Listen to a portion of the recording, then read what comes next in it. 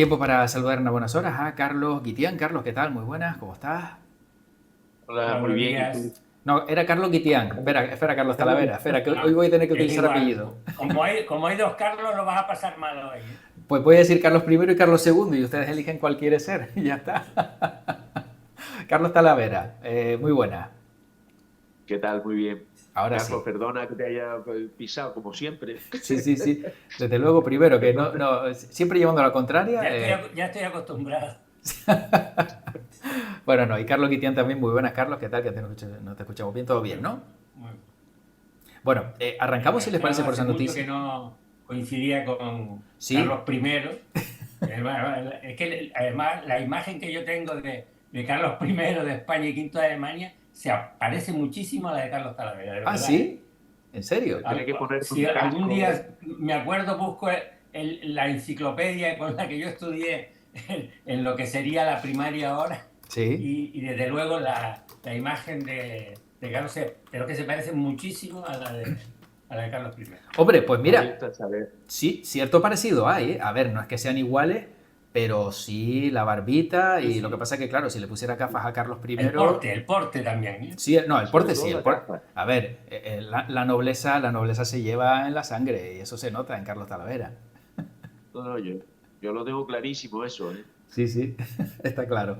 Bueno, como decía al comienzo, pues hoy noticia de última hora, precisamente conocíamos desde primerísima hora que la UTF está registrando las oficinas del que fuera presidente del gobierno, José Luis Rodríguez Zapatero, va a tener que declarar el 2 de junio y está siendo imputado por tráfico de influencia, falsedad documental y organización criminal en el caso Plus Ultra, tal y como publica ahora mismo hasta ahora pues el diario El País, que es digamos otro de los medios que también está haciendo referencia, está haciendo eco de esta noticia.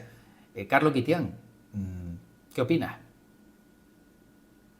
Pues nada, vamos a dejar de hacer a la justicia. Tengo poca confianza yo en la justicia de este país, pero habrá que dejarlos actuar. Carlos Talavera.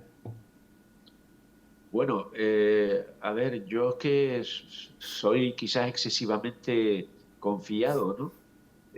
Carlos Guitián dice que tiene poca confianza en la justicia. Yo, como trabajo un poco en eso, ¿no? Siempre me queda la esperanza de cuando presentamos una demanda de que se atienda nuestra petición, ¿no? Lo que demandamos, ¿no? Y bueno, en ese sentido, yo te puedo decir que en los juzgados pasa como en todos sitios, que hay de todo, hay mucho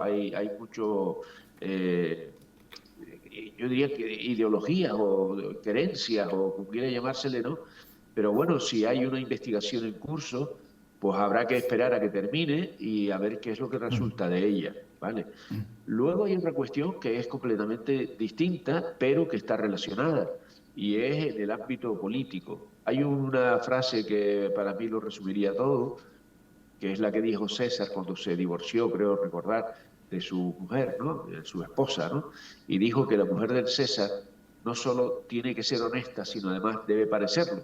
Y en este caso, yo creo que los presidentes del gobierno y los expresidentes del gobierno que tienen una capacidad de enlace, de contactos, etcétera, etcétera, pues no solo tienen que ser honestos, tienen también que parecerlo, ¿no?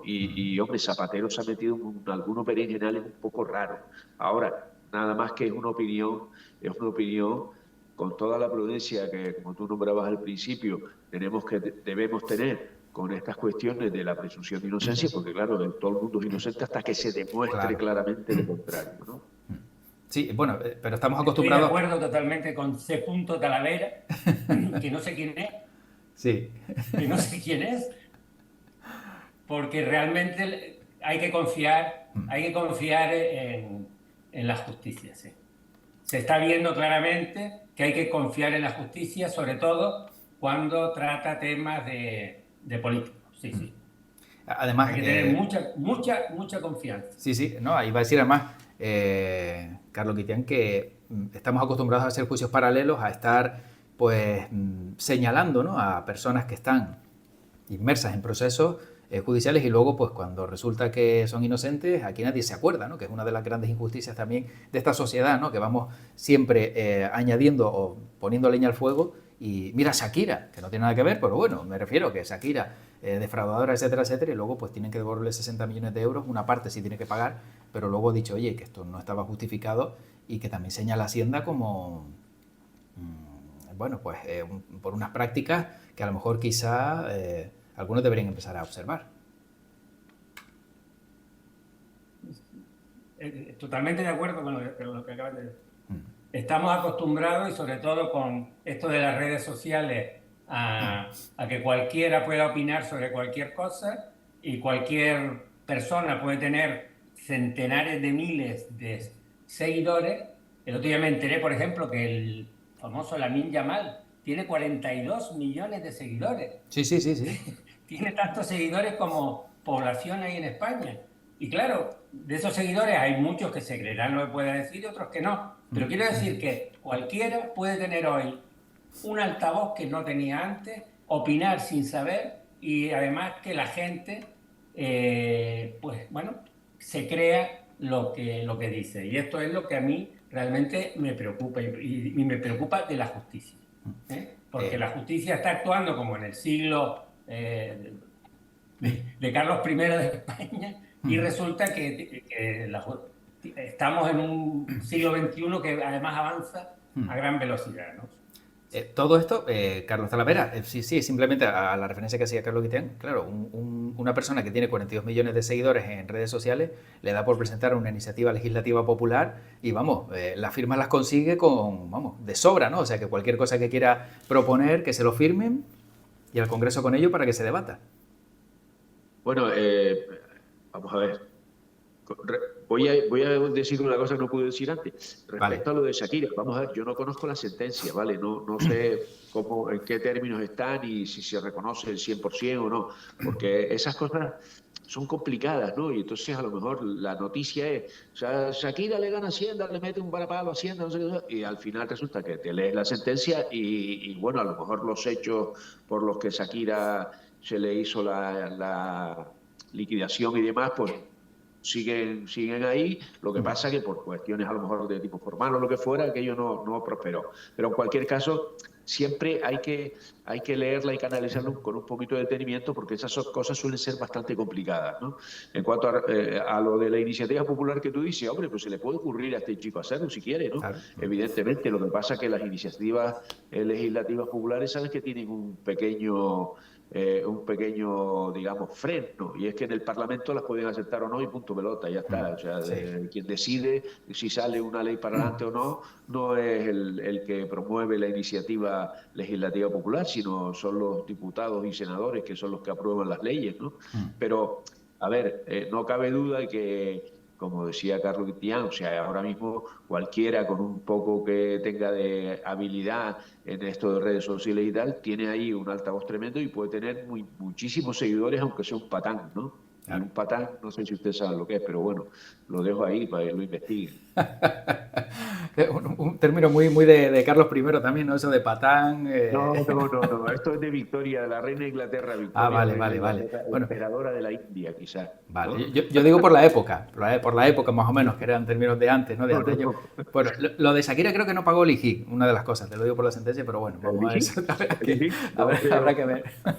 A ver por qué fue. Bueno, para cerrar este capítulo, Carlos Guitián, ¿crees que lo ocurrido ahora mismo como decía, ¿no? Con Zapatero, lo que está ocurriendo con Zapatero, puede ser a lo mejor la gota que colme el vaso para que ciertos apoyos parlamentarios que tiene el PSOE en el Congreso se retiren y decidan presentar una moción de censura?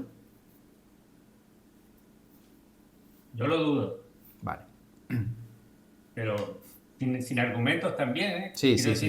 Que no sé lo que va a dar de sí esto y si tiene suficiente recorrido o no. Vamos a esperar un poco para ver el registro, porque no solo registra la sede de la oficina de Zapatero, sino de sus hijas y de no sé quién más. Quiero decir que esto va, por visto, más allá. La influencia de las hijas de Zapatero también debe ser importante en este país. No sé si es que una de las empresas que tienen de comunicación o algo así, no sé si había contratos que se habían derivado ahí, pero bueno, como digo, bueno, se está estudiando y no nos vamos a meter. Carlos Talavera, ¿crees que perderá el Partido Socialista apoyos en el Congreso y decidirán pues sus socios de gobierno o algunos que le apoyan hasta el momento, pues finalmente que haya elecciones en este país? Yo creo que no, pero por dos motivos. Lo primero, porque Zapatero no es un actor, digamos, activo Vale. en el ámbito político español ahora mismo. No participa, no es senador, ni es diputado, ni forma parte del gobierno, ni nada de eso, ¿no? Y luego, en segundo lugar, porque yo creo que tiene muchísimo que perder, porque motivos para dejar de apoyar al gobierno han habido unos cuantos, ¿no? Y me remito simplemente a título, digamos, de apunte o de tal, al encausamiento de la esposa del presidente del gobierno, que también vamos a ver que hay un proceso judicial abierto contra ella, con unos delitos tremendos.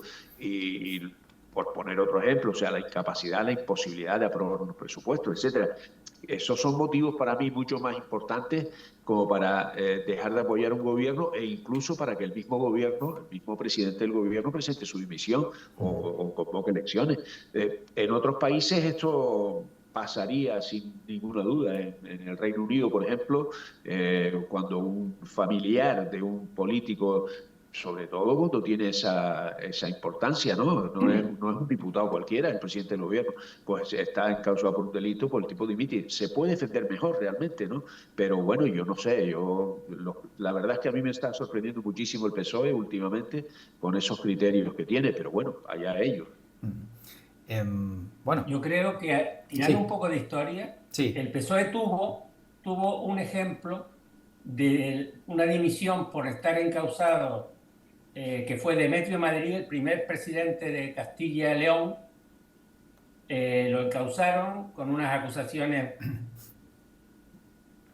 vamos a poner un entrecomillado, lo hago así con los dedos, que no sé si se me ve, sólidas, y resulta que al cabo de no sé cuántos mil años de juicio lo declaran inocente y que no había prueba y que no había nada, ¿no?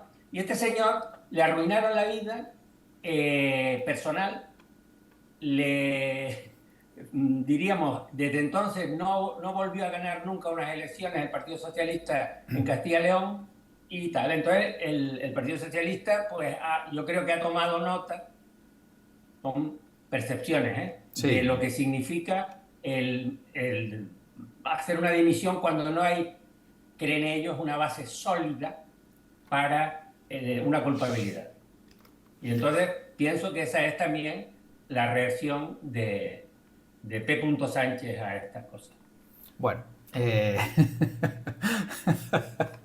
bien tirado. Bueno, Carlos Talavera, hay un informe, la verdad que después de lo del antivirus, luego en Francia el norovirus, no sé qué, no sé cuánto, el ébola, ¿no? Que parece que ahora también se está extendiendo, etcétera, etcétera. Hay un informe de la OMS que advierte que el mundo está al borde de una nueva pandemia mucho más dañina.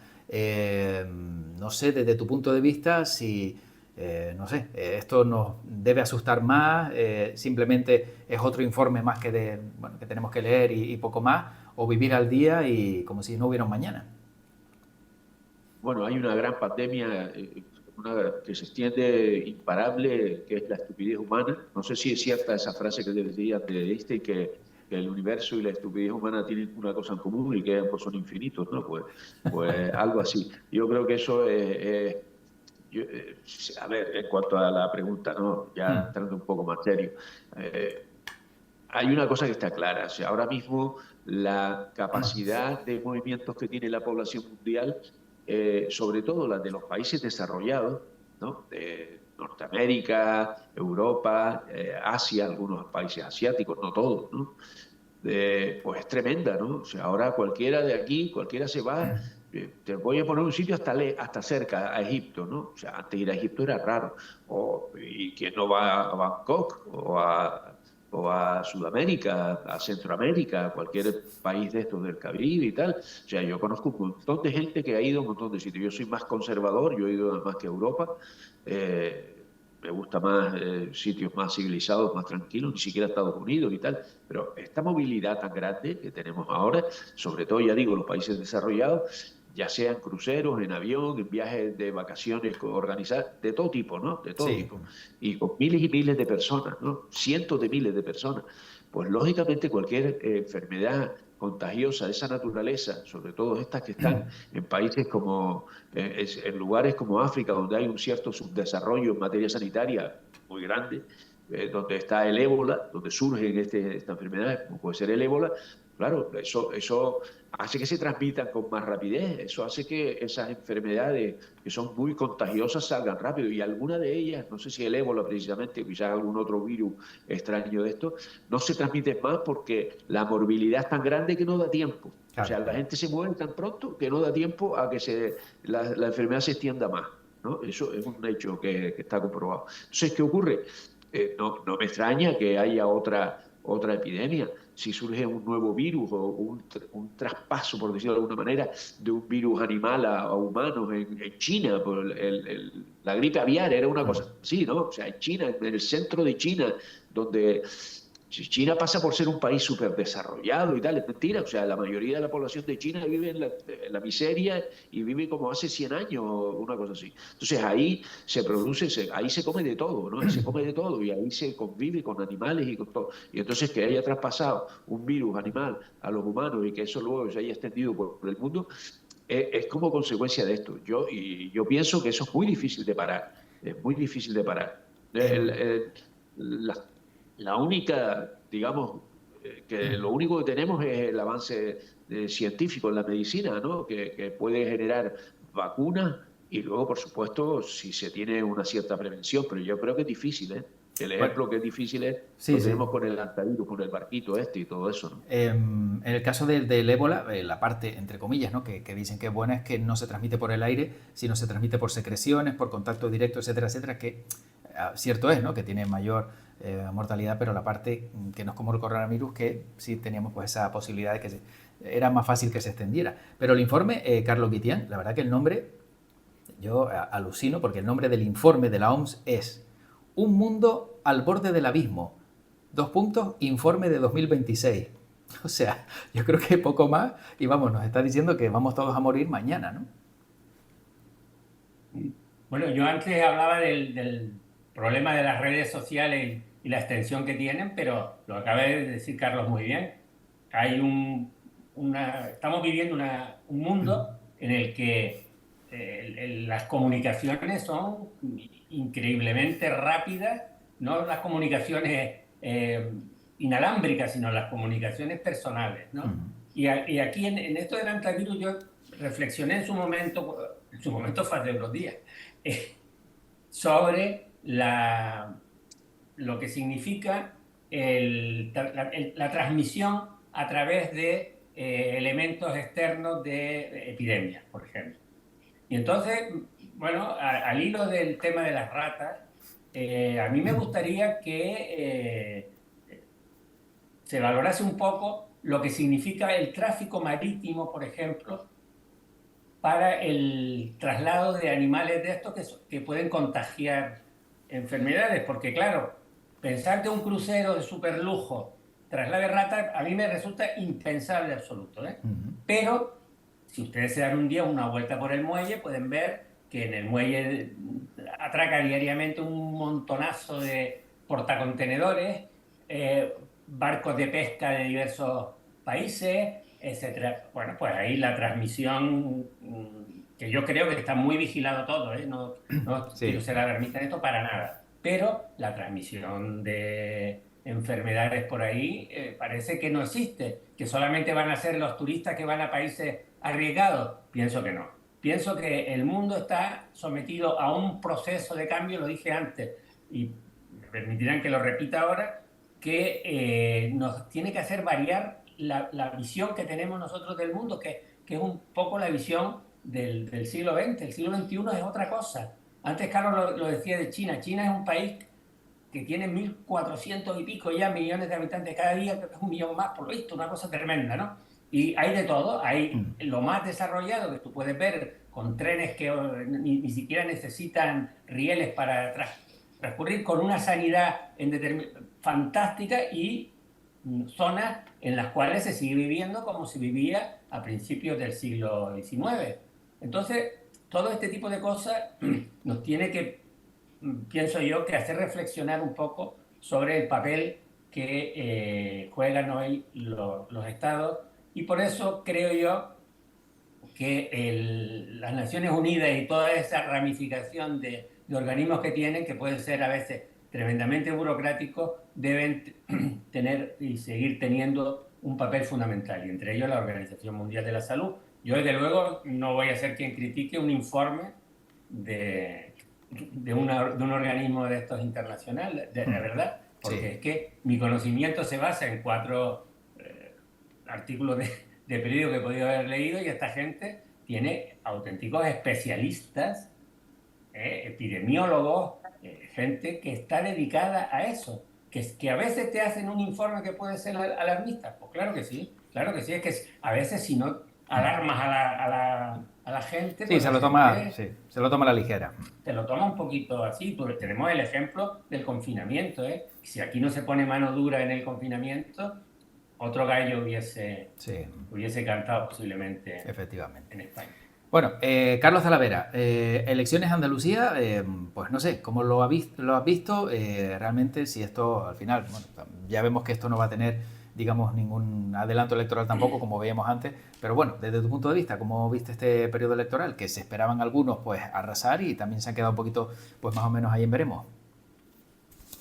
Bueno, a ver, yo les voy a decir una cosa. Vamos a suponer que no hubiera surgido Vox. ¿Dónde estarían los candidatos actuales de Vox? Pues estarían en el PP, que era donde estaban. ¿Qué habría pasado? Que tendría el PP mayoría absoluta en Andalucía, ¿no? O sea, yo entiendo que la derecha, en general, PP y Vox, han ganado en Andalucía las elecciones, eh, con ese pequeño bajada de votantes del PP, probablemente aprovechada por Vox, y que el PSOE ha bajado también unos cuantos puntos, y después ha subido una fuerza de izquierda, una fuerza entre comillas de izquierda, ¿no? Eh, que ha subido un poquito, ha subido unos cuantos escaños, ¿no? Y ahí se compensan una cosa con otra, ¿no? Pero vamos, básicamente lo que está claro es que en Andalucía las elecciones lo que dicen es que los andaluces quieren que gobierne, siga gobernando la derecha. En este caso tiene que ser necesariamente mediante una coalición de gobierno, un acuerdo de gobierno, como quiera que sea, pero está clarísimo lo que hay. Yo plantearme, como se plantea la señora ministra de Trabajo, que el PP ha perdido, no sé qué, pero vamos a ver, ¿dónde está? Claro. Esta mujer no sabe dónde está, o sea, ha perdido el PSOE, no saca para adelante, no tira para adelante, no saca cabeza ni de broma. Y después hay que tener en cuenta otra cosa, las elecciones son engañosas. Las elecciones son engañosas porque el sistema electoral es bastante peculiar, es bastante engañoso, ¿no? O sea, habría que mirar a ver los apoyos reales, los votos reales que tiene cada partido, en la totalidad de votos, etcétera, etcétera, ¿no? Pero vamos, yo básicamente lo que pienso es que, bueno, pues que la gente en Andalucía se piensa que hay que votar o que hay que continuar dándole esa confianza a esos partidos de derecha que están ahí, y bueno, no hay más remedio que aceptarlo, ¿no? Yo creo que decir que han perdido es un poco una forma de no aceptar la realidad, Claro. ¿no? Y a mí me parece peligroso, porque el siguiente paso puede ser no aceptar el resultado de las elecciones, así rotundamente. Eso sí que me parecía mal. Carlos Quitián.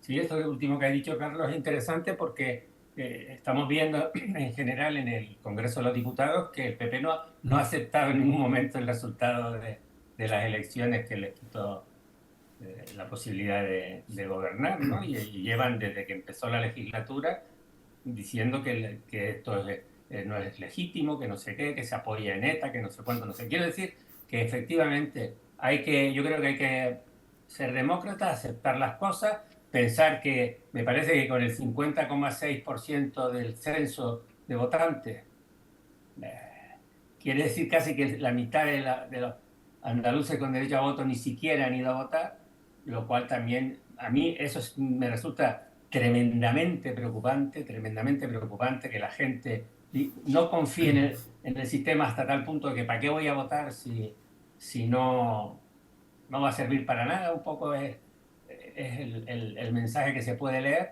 Y entonces, claro, nos encontramos con un panorama que sí, que efectivamente, como dice Carlos, ha ganado la derecha y tienen que gobernar.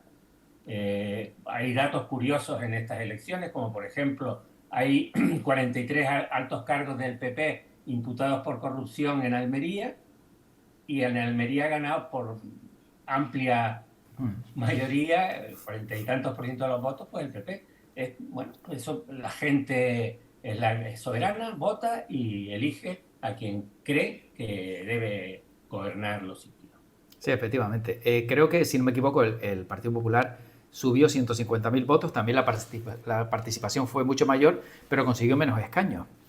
Pero luego una de las lecturas que hacen ¿no? algunos es que solo lo conseguido por el Partido Popular, todo lo que suma la izquierda, no llega a lo conseguido por el Partido Popular en el número de escaños, con lo cual también la división, a veces no que vemos de diferentes proyectos políticos, hace que este se fragmente y acaben perdiendo. No sé si Carlos Talavera, eso puede tener una traducción en Canarias, donde estamos viendo también que el nacionalismo, por ejemplo, canario se está dividiendo porque Nueva Canarias por un lado, Primero Canarias por otro, surgirán seguramente nuevas formaciones políticas, algunas también quieren volver a salir como pues los nacionalistas, ¿no? Que estaban junto, el Partido Nacionalista Canario junto con Coalición Canaria, o sea que todo esto que se fragmenta por un lado, si también hay varios partidos de izquierda que se fragmentan, etcétera, etcétera, y la derecha solo se aglutina en una o dos formaciones, esto puede hacer que a lo mejor el que tenga una o dos opciones lo valore, mientras que la izquierda pues tiene 10 y el voto fragmentado puede hacer que se diluya más.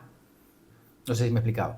Mira, yo lo primero que quería decir es que estoy de acuerdo con lo que dice Carlos Guetián. Desde la moción de censura, el Partido Popular está diciendo que eso es ilegal, que eso es un golpe de Estado. O sea, cuando se hizo la moción de censura, que subió P. Sánchez al gobierno, presidencia del gobierno, igual después en las elecciones también la ganaron.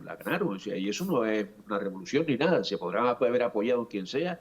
En definitiva, todos los que están en el Parlamento tienen derecho a estar en el Parlamento de acuerdo con la ley española, y eso lo tiene que aceptar el PP y el Vox y cualquiera, o sea, eso es punto, ¿no? El que no lo tiene que aceptar soy yo, que yo estoy en contra de todo eso.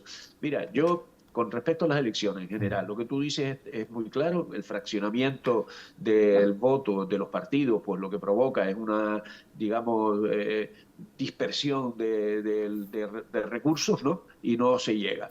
Pero yo te voy a poner un ejemplo. Da igual que haya dispersión o no la haya. En Canarias, yo lo que he estudiado un poquito ha sido las elecciones en Canarias, no las de Andalucía, ni me ha dado tiempo todavía de hacer nada. Pero en Canarias, por ejemplo, ¿cuántos creen ustedes que se apoya? ¿Qué parte del electorado creen ustedes que apoya al gobierno? Un gobierno que está ahora mismo de coalición con Coalición Canaria, con el Partido Popular. Pues no es el 50% del electorado, no es el 50% del electorado, no es el 50% de los votos siquiera, no llega ni al 25% de los votos. O sea, tenemos un gobierno que está apoyado por el 25% de los votos del electorado. Eso es un verdadero disparate, porque eso no es democracia. O sea, nos está gobernando unos partidos que están elegidos por por menos de la cuarta parte del cuerpo electoral. Eso es absurdo. Sí. Entonces, ¿qué pasa? Que eso tenemos que cambiarlo de alguna manera. Quiere decir, a mí me parecería lógico, y lo que tú dices de la dispersión, que se vote. Aquí hay que votar a las personas, no podemos votar a listas. No podemos votar a listas porque eso es una locura, y menos con el sistema de ONT, el sistema de repartos proporcionales, que es un verdadero disparate. Y en Canarias, con la ley electoral, a pesar de la última modificación que se produjo, peor todavía. La dispersión esa, pues todavía hará más difícil en Canarias que cualquier partido que no sea capaz de llegar. Pues ahora mismo, por ejemplo, Nueva Canarias lo tendrá muy difícil para conseguir votos. ¿Por qué? Porque se ha roto. Si antes tenía poco, ahora a ver qué va a conseguir, ¿no? Pero a lo mejor resulta que es una opción buena. Yo no soy de Nueva Canaria, que conste, Sí. ¿no? Y me refiero a eso con cualquiera, pero con cualquier partido. Pero el problema es que tenemos unas limitaciones que restringen, en definitiva, lo que es la democracia, la posibilidad de que verdaderamente haya un gobierno del pueblo. Porque no es un gobierno del pueblo, es de una pequeña parte del pueblo. Eso es lo que me preocupa. Bueno, Carlos Guitián, muy rápidamente, no sé esta reflexión que hacía yo al respecto, porque nos tenemos que marchar. Yo, sí, una pequeñísima puntualización sobre las elecciones en Canarias es añadir que encima mi voto vale la 10ª parte que el voto de un señor de La Gomera y la 25ª de un señor del Hierro, un señora. Sí. Del Hierro. Quiero decir que es un sistema que, bueno, que no es, diríamos, no hace justicia a las personas, sino a los territorios, y no digo que esté bien ni mal, ¿eh? Sí. Ahí no voy a entrar en ese debate, pero lo que sí es cierto es que es tremendamente injusto que mi voto valga menos que el voto de ciudadano o ciudadana de una isla distinta, ¿no? Eso Sí. yo nunca lo entendí, y luego estoy totalmente de acuerdo con el voto a la persona y no a la lista, ¿no? Y tú puedes tener la capacidad en una elección de quitar de la lista a aquellas personas que tú consideras que no te gustan, simplemente, ¿no? Sí. Aunque respondan a un partido determinado. Muchas veces más de uno hemos votado a otro por ver en una lista caras que sabes que no dan palo al agua o que no son, digamos, muy representativos, y que llevan ya 1000 años, y a lo mejor pues no te agrada dejar ese voto precisamente por casos como ese. Bueno, tenemos que dejarlo aquí. Qué maravilla haber contado con dos Carlos el día de hoy, Carlos Guitián, Carlos Talavera, y la verdad que bueno, tenemos muchos temas todavía de cara al futuro, y como decíamos antes, pues bueno, toda la actualidad la seguiremos repasando en estos ratitos de tertulia. Carlos Talavera, parece que te has quedado ahí como con ganas de decir algo. Bueno, no, lo que pasa es que estoy sin desayunar. Ah. Estoy sin desayunar, y eso a mí me afecta muchísimo. Tengo que hacer un ayuno, Ya. no por una cuestión religiosa, sino por una cuestión médica, que tengo unas pruebas que me tienen que hacer. Pero maldita la gracia que me hace, sinceramente. Por eso quizás esté un poco así caído y no disputa mucho con Carlos Guitián. Sí, no, exacto. Sí, te he visto que no tirabas demasiado, y decía, digo, coño, parece que estás en diésel hoy, no estás en gasolina 95. No, hombre, no. Tampoco ha habido motivos para tirar nada, ¿no? O sea, creo yo. No, todo estupendo. Bueno, pues Carlos Talavera, Carlos Guitián, ¿qué ibas a decir? Perdona, que te corté. No. Yo no. Adiós. Buen día, y come algo, hijo mío, come algo, que eso es bueno para aguantar el día. Pues aliméntense, gracias por este ratito, y un fuerte abrazo. Nos vemos pronto. Chao. Venga, hasta luego. Chao.